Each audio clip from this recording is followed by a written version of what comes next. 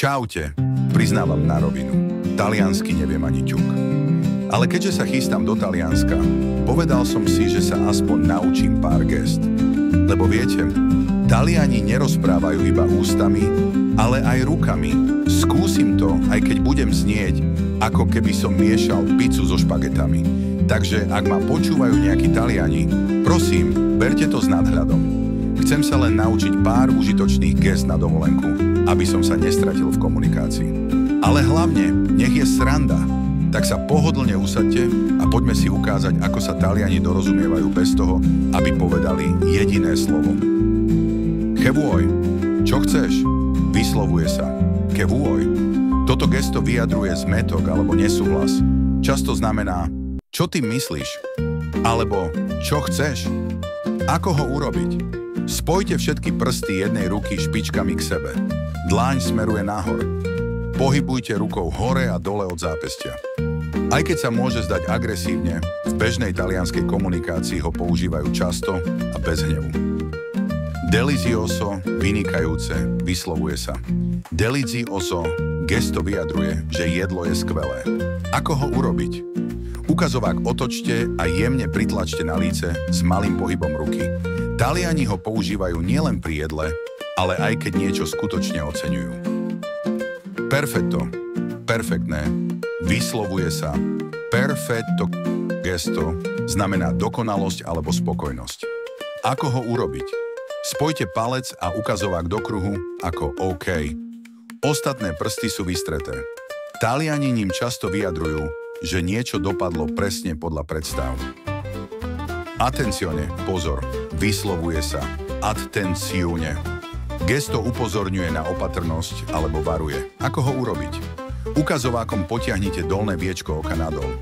Niekedy vyjadruje aj jemné upozornenie na nejakú zákernosť či trik.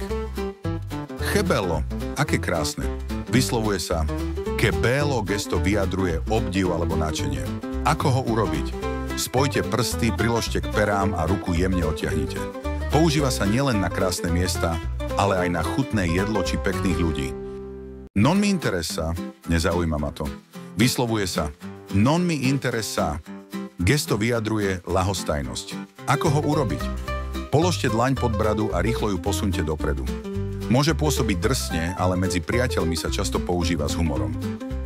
Andiamo, poďme. Vyslovuje sa andiamo. Gesto vyzýva k pohybu alebo činu. Ako ho urobiť? S dlaňou dovnútra a vystretými prstami pohybujte rukou hore a dole.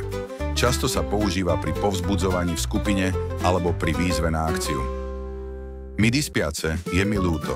Vyslovuje sa mi dispiace, gesto vyjadruje ospravedlnenie. Ako ho urobiť? Spojte dlane ako pri modlitbe a priložte k hrudi. Používa sa aj pri vyjadrení súcitu, nielen pri ospravedlnení. Sei pazzo, si blázon, vyslovuje sa sei pazzo, gesto naznačuje, že niekto robí niečo šialené. Ako ho urobiť? Ukazovákom poklepte na spánok. Medzi priateľmi je často používané v humornom kontexte. Ti tengo d'occhio, sledujem ťa. Vyslovuje sa ti tengo d'occhio, gesto signalizuje, že niekoho sledujete. Ako ho urobiť? Ukazovákom namierte na svoje oko a potom na osobu. Používa sa aj ako varovanie alebo hravé dávam na teba pozor. Tak, to bolo 10 talianských gest, ktoré vám môžu zachrániť kožu na dovolenke. Alebo aspoň vyčarovať úsmev na tvári domácich. Taliani sú majstri v komunikácii bez slov a keď zvládnete aspoň tieto základné gestá, budete o krok bližšie k ich mentalite.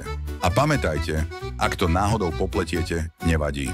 Stačí sa usmiať, zdvihnúť ruky a povedať skúsa a hneď je všetko v pohode. Dôležité je, že ste sa pokúsili a mali odvahu to vyskúšať. Mimochodom, talianských gest je vraj až okolo 250.